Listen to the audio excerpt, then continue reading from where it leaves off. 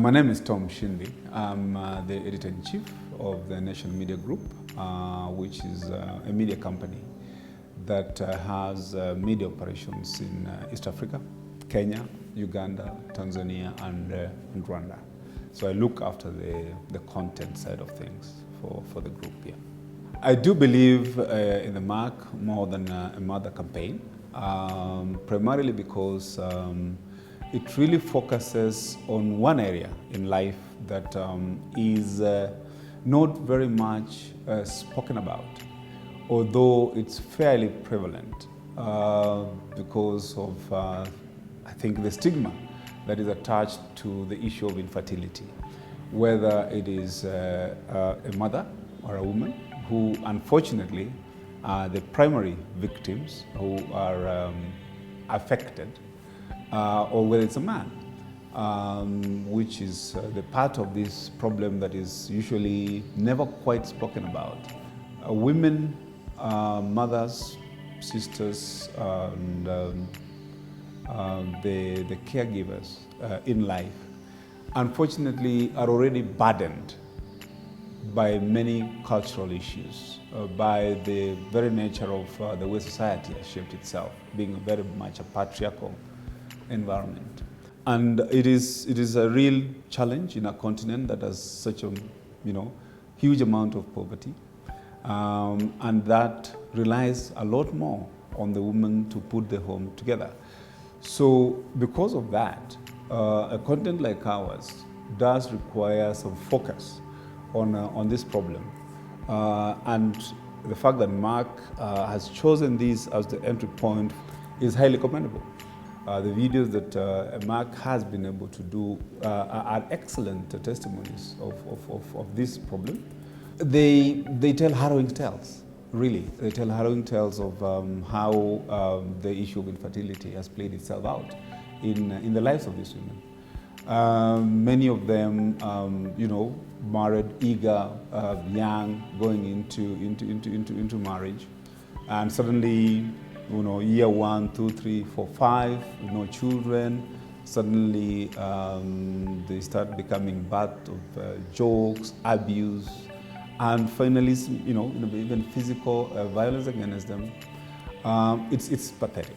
The media is a platform for communication. Some have described it as a mirror that you put in front of yourself to see what kind of society that you live in.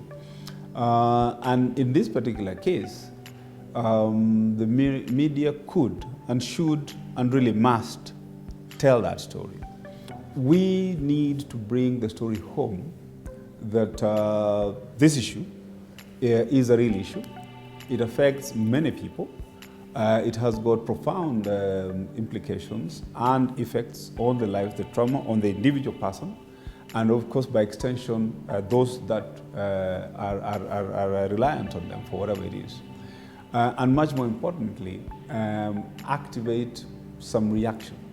We want to tell this story in a provocative way. We want to tell this story in a feeling way, so that somebody gets upset by this discrimination, stigma, violence, or abuse, and so on, and actually is moved to do something.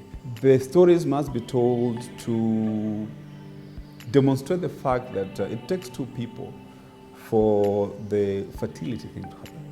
So it's usually not necessarily the woman who is the problem. What happens to the man? Does the man know his responsibility beyond just saying, it is you who is the problem? Can they point the finger at themselves and also seek out some help and see whether together they can resolve these things? I took a personal interest because of what I saw in some of the video, and that touched me, because you see people who, for no cause, for no reason of their own, have been reduced to just being birth machines. There must be something more to life than that, and that if you are not able to give birth, it doesn't mean you're completely dehumanized, and that your value for life is zero. The award that Merck is sponsoring, in my view, is very important. In the first instance, because it spotlights within newsrooms the importance of this problem. The second issue is that then it starts putting some kind of responsibility and encouragement for the journalists to say, all right, I can do something about this thing, and hey, I can actually get whatever, recognition, get some exposure, and also even growth, because awards have the effect of motivating people.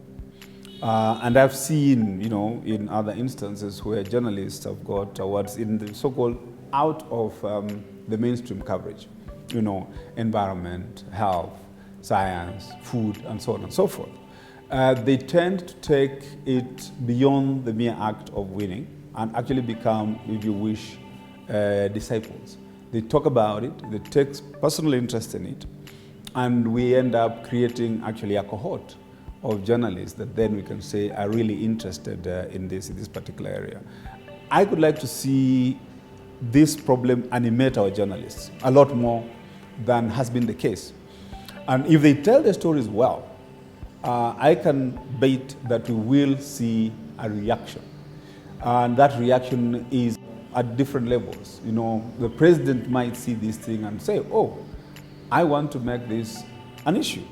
If these stories are not amplified, they will remain untold and people will really not know. And then at the individual level, I am hoping that the journalists that win, or the journalists that actually just participate, who send in entries, will feel sufficiently motivated to take an interest beyond the competition and become, within their families, within their villages, their homes, or their communities, become people who actually go out there and talk about this and try to reduce the stigma, because that's really ultimately the objective. Amplify the story, tell the story, but hopefully go beyond telling the story and start a healing process for the people who have been affected. I believe that this award is going to be that trigger that certainly will, even if we end up with one or two people in each newsroom across the country really interested in this thing, we will have achieved a significant milestone. I'm a journalist, and I'm privileged to have a forum and opportunity to give voice to some of these issues. I also do have, some influence among the community that I stay in. We still have links to rural communities. We have people through church, through, town hall meetings, opportunity to talk about this. And it is something that I'm going to put among those that I speak about whenever the opportunity comes, because they are there. If I do get a chance to contribute through linkages with policymakers, I shall be more than happy to raise this, because again, it's just not something that is spoken now.